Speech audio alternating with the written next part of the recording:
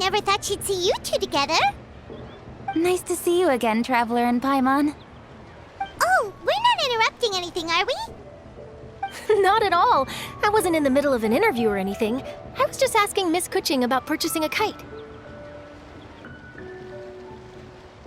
A kite? Are you buying some regional specialties to bring back to Fontaine? Well, yes. And... It seems you haven't heard yet. The theme of this year's Lantern Rite is kites. Oh, so that's why Paimon has seen so many floating in the sky.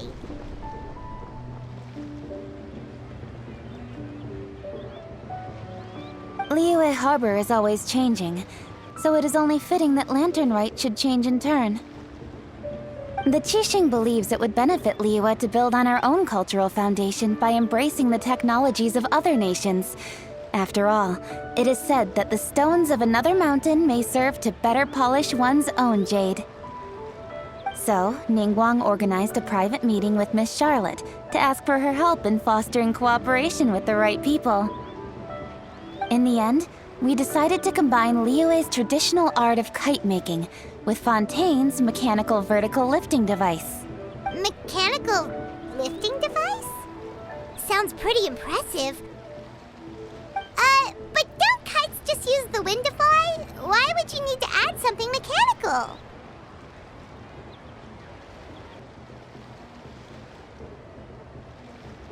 Well, you've actually just answered your own question, Paimon. How high and far a kite can fly depends as much on the weather conditions as on the skill of the person holding the string. But as soon as there's no wind, you can only flail about helplessly like a sweet flower medaka out of water. Experience doesn't matter at that point. Exactly. Liyue is now a nation ruled by humans after all. It's about time we had the power to make a kite fly, don't you think? Plus, the easier we can make it to enjoy, the more people will want to participate. Right? I also thought it was a novel idea. Plus, it shouldn't cost much to do. With Miss Charlotte's help, everything has gone smoothly. Our new mechanical kites are already available to purchase from a stall in the harbor. We're having trouble keeping up with demand. We also gave quite a bit of thought to the price. We didn't want it to be too much more expensive than a traditional kite. Cool! Turns out you two and Ningguang like playing with toys just as much as Paimon! Toys? They're not exactly toys. You see, Miss Kuching, that does seem to be everyone's first reaction. Although kites are one of our most time-honored cultural relics, outside of their use in certain ceremonies, I suppose they're considered playthings more than anything now. But to me, there's so much more than that. Think for a second about how remarkable it is that a flimsy paper kite attached to a string has the capacity to touch the sky. It is this slight piece of paper that also carries the weight of Liyue's cultural traditions. There's an old poem that goes, "O kite born of paper, flying true and sound, a lone traveler wanders, just waiting to be found." In the past, poets from Liyue used kites to symbolize a feeling of longing, or evoke the peacefulness of idyllic rural scenery. If the people of today can derive enjoyment from this activity, they will not only be more likely to better appreciate the tradition, but also to pass it down to the people of tomorrow. That's the Kuching we know, always thinking 5 steps ahead of anyone else. Well said, Miss Kuching. I've learned quite a bit myself. As long as you're willing to listen, I'm happy to share. I also know quite a lot about the various folk traditions related to kites. For example, whenever a kite blew away, people would say it was the Adepti that summoned the wind to take it away as an offering. That way, you can turn an unfortunate event into an auspicious one. What about something more fun? Do you know anything like that? More fun. Let me think. Oh, I suppose we should first talk about how kites are made. It's another one of our precious forms of traditional craftsmanship. My grandfather told me that, back when he was a boy, children learned the art of kite making step by step from their elders. First, you use the thin strips of bamboo to construct the frame. Then, you draw a design of your choice on a piece of paper, paste it onto the frame, and tie on the string. Then, you look towards the sky and release the kite to soar among the clouds. Some people write down certain names or desires on their kites, cut the string, and let them fly free. Others may place particular thoughts or meaning into the design itself. Are certain designs associated with certain meanings? I'm gonna jot all of this down. Well, for example, kites in the shape of a butterfly typically symbolize freedom, happiness, or the desire to break free. Fascinating. What else can you tell me? The scissor-tailed swallow is the most classic design. It symbolizes good fortune and joyful tidings. Different colors also have small variations in meaning. Are these commonly understood meanings and symbols in Liyue? Kind of like the language of flowers in Fontaine. I believe so.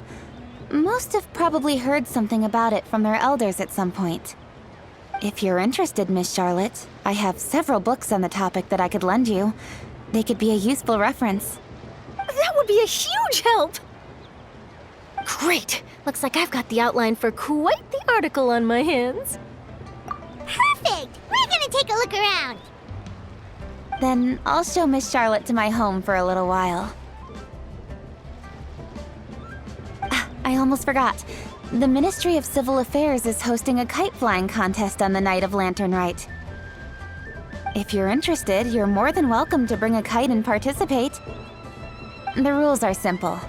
Whoever flies their kite the highest and furthest within the time limit will receive a special honor along with a secret prize. I've already prepared more than enough empty film for the event. I can see the spectacle already. Oh, Paimon was on board the moment you said secret prize. Then I'll look forward to seeing your performance. You bet! See you then!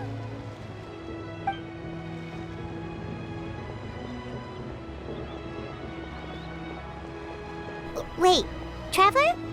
Take a peek to your right. Do you see those two people lurking over there? Is it just Paimon, or were they staring at us the whole time we were talking to Kuching and Charlotte just now? Great. So it wasn't just Paimon. Do you think they could be treasure hoarders? They always seem to be stirring up trouble during Lantern Rite. Oh, Paimon's sick of waiting around for something bad to happen. We should strike first, you know. Foil their plans before they even begin. You go right, Paimon will go left.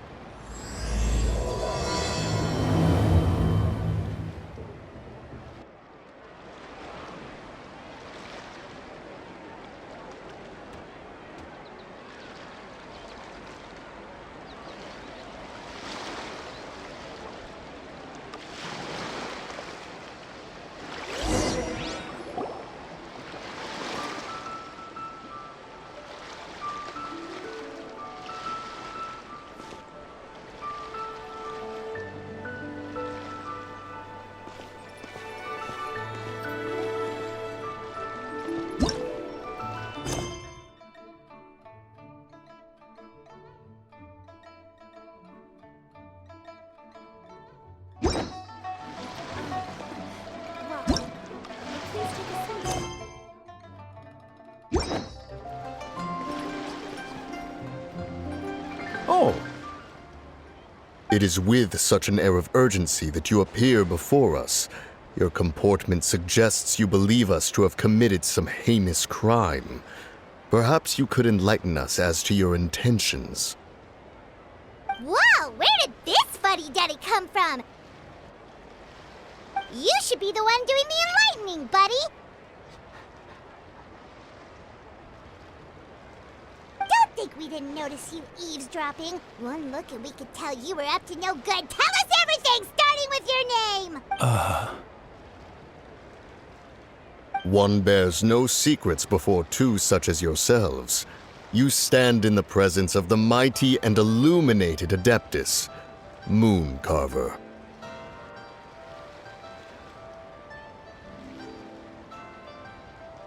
For the purpose of this foray into the mortal realm, however, you may address one as Hojong. You kidding? That deer's got his head stuck so far up in the clouds, there's no way he'd humble himself down here with the rest of us. You may want to hold your tongue, Paimon. Ha! Don't think that Paimon is gonna believe you just because you know her name. Let Paimon guess. You're supposed to be Mountain Shaper, right? Indeed. Mooncarver and myself have descended upon the mortal realm for a visit. The two of you may call me Jiahu. Huh. Looks like you did your research. But in our experience, the harder you try to lead us on, the more likely it is that we've got a big fish on our hands. We'll go straight to the Millilith and have you arrested for impersonating a death guy. Preposterous! Utterly preposterous! Right! Tell us something that only an Adeptus would know. And it better not be some common knowledge that any person on the street could tell you. During the last Lantern Rite, we gathered at Mount Hulao with Rex Lapis and made use of Cloud Retainer's supreme cuisine machine to prepare bamboo shoot soup. Perhaps you have some recollection? The flavor of that soup was more than enough to whet one's appetite. As such, Cloud Retainer assented to my use of the device beyond that singular occasion, providing other recipes to boot. Since then, one has dabbled in the pleasures of the culinary arts whenever time allows. Dabbled? Upon one's last sojourn to your mountain, did you not immediately attempt to hide the device behind a chunk of amber as soon as one's presence was known?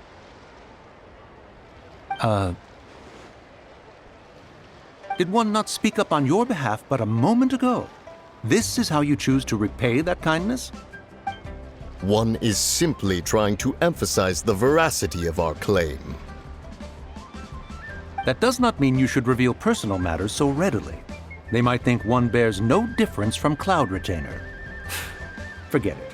One does not have the breath to waste on such petty trifles.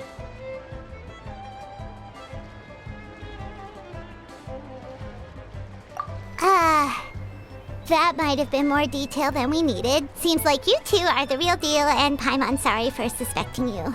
But, for beings as forgiving as yourselves, this is just water under the bridge, right?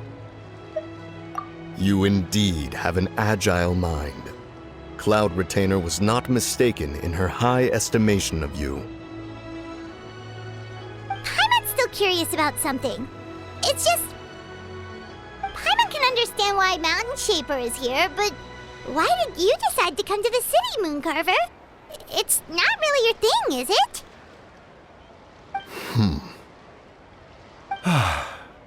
It is but an inevitable eventuality. Long have the mountains remained strangely idle since Cloud Retainer's move to Liyue Harbor. With Lantern Rite near at hand, one would expect Cloud Retainer to provide us with an account of the festivities in advance. Yet to this day she has failed to appear. Cloud Retainer is hardly the forgetful sort. One must never rest idle in the face of that which demands action. And since our acquaintances dwell in Liyue Harbor, we had to travel here in human form to avail ourselves of their aid, Cloud Retainers in this case. But a moment ago, one heard you speak of a mechanical kite of sorts. It appears the essence of the situation has hitherto revealed itself. Now it is time for one to retire back to one's abode. Huh. So, you're not looking for Cloud Retainer anymore? Perhaps there are aspects of Cloud Retainer's temperament that remain opaque to young Paimon. Given one's understanding, one can only imagine the anger that now consumes her.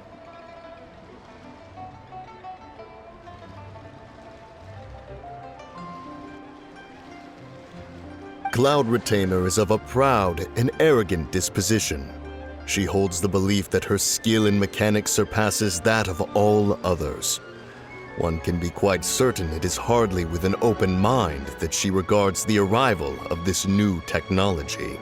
One surmises that she has shut herself away, refused all company, and buried herself in the study of her own creations. To call on her would only invite her rebuke. However, if you do happen to cross paths with her over the next few days, do pass along one's regards. Sure, leave it to us. Have a safe trip back, enjoy the scenery, and happy lantern ride! Thank you for your kind words. We shall now depart. We got all worked up for nothing, huh? All that trouble and it turned out to be people we knew all along! Well, it's still pretty early. Let's head over and check out the kite stalls. Paimon wants to see what kinds of kites we can buy to use in the competition. The bigger and prettier, the better.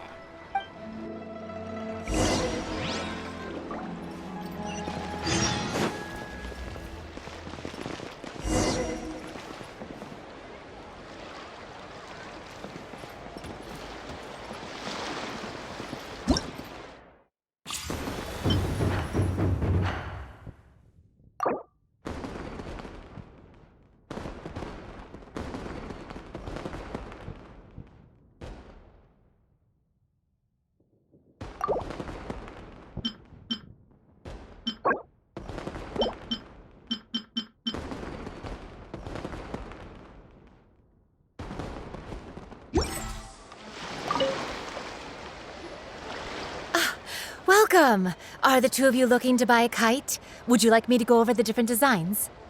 Ooh, a scissor can't swallow! And a butterfly! And oh! This jade chamber design is our newest. It's been selling like crazy over the past 2 days. Does it also have a unique meaning? Of course. The jade chamber symbolizes wealth and abundance.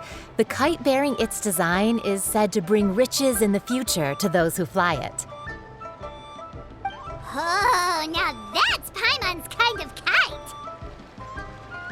I apologize for the interruption, but are all your wares in order, Miss Genuine?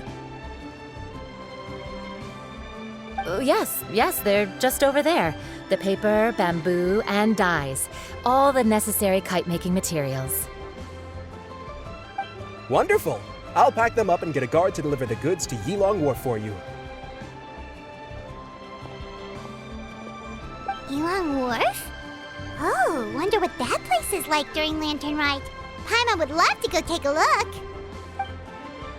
Well, if the two of you are interested in going to Yilong Wharf, then could I trouble you to find Gaming and deliver these goods together? Is Gaming the guard you just mentioned? Yes. The communications office handles shipments and transports around Liyue. He works for the Secure Transport Agency, one of our sub-organizations. The problem is, many of my colleagues have taken leave during Lantern Rite to spend time with their families.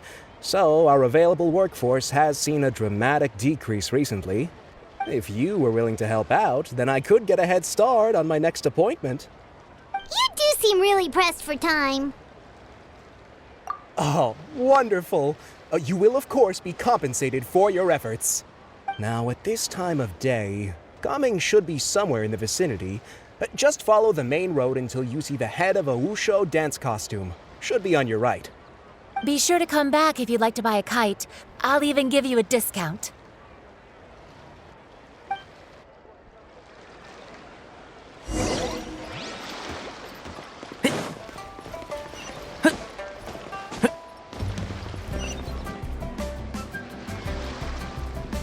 Wait, I thought we had an agreement.